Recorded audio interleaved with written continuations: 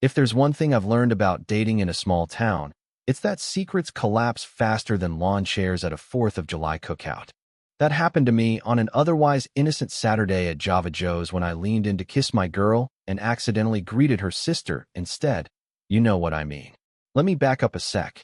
I'm Jake, the guy who fixes his neighbor's washing machine with a raccoon judging from the shelf, the guy who can run a construction crew in August heat without blinking, the guy who thought he was unshakable.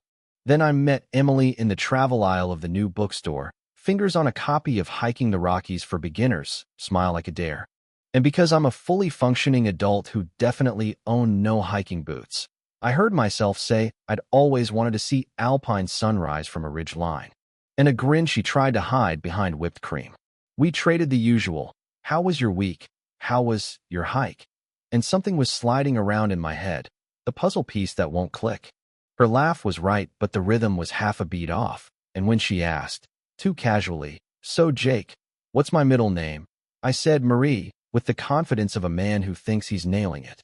Then watched her face fall like a curtain, and that's when the door chimed, and in walked another Emily, leather jacket, same eyes, same cheekbones. Two of her standing there like a magic trick no one bought tickets for. Meet Chloe, my identical twin, the one across from me said, and the one by the door raised her coffee like a toast. And I sat there with my mouth probably doing impressions of a trout, trying to stitch the morning back together, while they bickered about who was supposed to flirt and who was supposed to behave. And I finally laughed, because honestly, what else do you do when your reality splits into two and waves at you? Now, in their defense, they told me, eventually, that they'd been pulling twin switcheroos since 3rd grade. Teachers fooled, friends fooled, even their parents fooled on a rough day. So I figure I'm not the first victim and I won't be the last. But Chloe, eyes bright with that chaos energy, proposes a bet right there. If I can tell them apart consistently by the end of the month, she buys my coffee for 30 days. If I can't, then I owe them one dinner anywhere they choose. Both invited, same night. Matching dress is optional. And you already know I said yes because I'm competitive and also apparently not very smart. Day 1, I call my best friend Mason. He laughs like he's been waiting for this call since childhood. Bro, hair parts and earrings won't save you. They can swap in 5 minutes. You need the vibe. Which is easily the worst advice ever and also exactly right.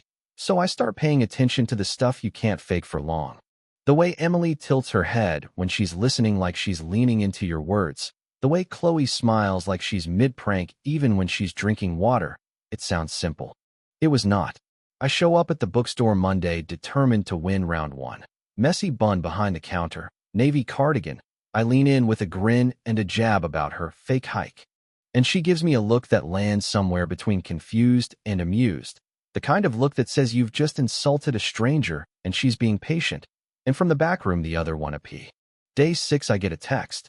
Meet me at the park, and spend 20 minutes discussing charcoal pencils with a woman who finally says, by the way, I'm Chloe, Emily's at the dentist. Repeatedly. But something else is happening in the middle of my confusion, the kind you don't notice until later. The game's waking me up, sharpening me. And under the chaos, I'm studying what makes a person feel like themselves, the tiny flicker in the eyes when they catch an inside joke, the way a shoulder relaxes when you show up on time. And on day 10 I change tactics. I text, movie night, my place, no switching, door locks once you're inside. And the reply comes back, challenge accepted. So we eat pizza on my couch and watch The Princess Bride and trade sarcasm over sword fights. And half an hour and I say it out loud. You're Emily. And she asks me how I know, and I tell her the truth, because Chloe doesn't look at me like this. With the softness that says she's listening for where I breathe between words. There's a twist mid-month that nobody warned me about, and it's not another swap. It's June. The barista at Java Joe's who's known the twins since middle school. She slides my latte across one morning with a smile that's too knowing and says, for what it's worth, they only test people they're planning to keep.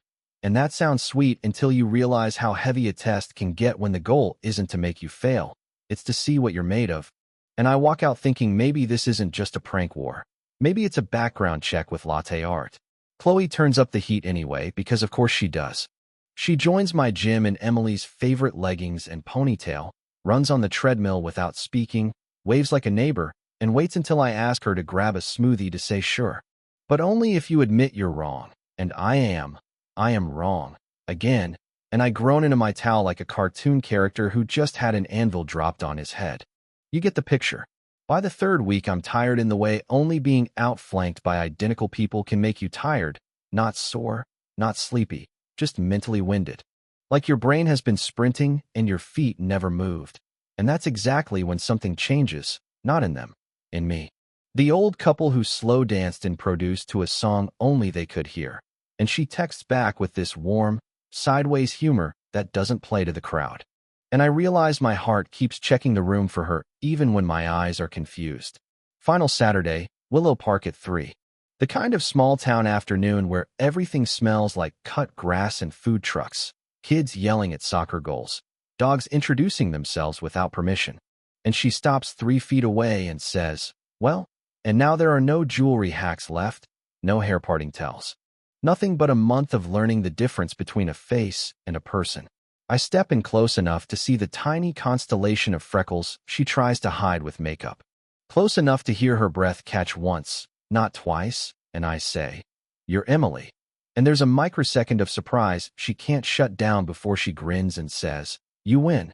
And if you listen carefully right, then you can hear my relief drop from my shoulders to the grass like a backpack I forgot I was carrying, and yes. Chloe pops from behind a maple with 2 iced coffees and a tata like a stage magician, because of course she does, and she salutes me with a straw. Not bad, Thompson, not bad. And for the first time since this whole circus started, I think, I might actually survive this family.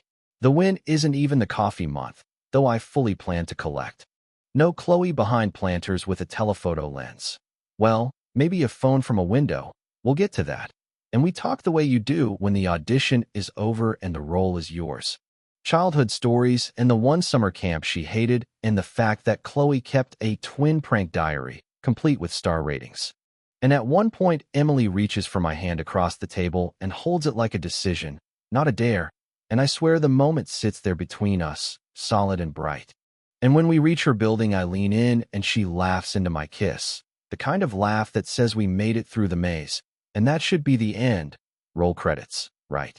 Except a voice from the second-floor window goes, "Hey, lovebirds." Click, and Chloe captures the scene like the chaos archivist she is. Later she'll turn it into a scrapbook titled How I Third-Wheeled Them Into Love with captions that roast me and praise her.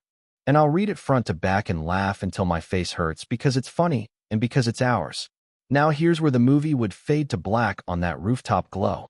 But real life loves an epilogue, and a month later, I'm flipping the last page of Chloe's scrapbook, a photo from that dinner tucked in the corner. And there's this tiny note in the margin. Okay, I approve. And underneath it, a second line in Emily's careful handwriting. Took you long enough. And taped to the page. One of the cream sweater buttons I swear I saw on Chloe during the Willow Park test, which is either a harmless inside joke or evidence that the final round had one more twist I'll never fully solve.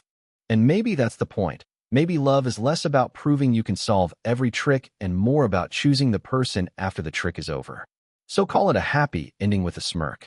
A kiss under string lights, a sister in the window, a town that will never stop talking, and me, finally steady again, holding the right hand on purpose. And if you're wondering whether I'd take the same bet again, I would, every time, because the game wasn't the prize, she was. I'm curious what you think. Was the month-long test playful or a red flag? Was Chloe protecting her sister or stirring up trouble? When does a harmless prank become a breach of trust? And in a community where everyone thinks they know everything, what do people actually owe each other? Drop your take below. Tell me who was right, who was wrong, and where the line should be, because in a town like ours the debate never ends, and, honestly, I want to hear yours, you know what I mean?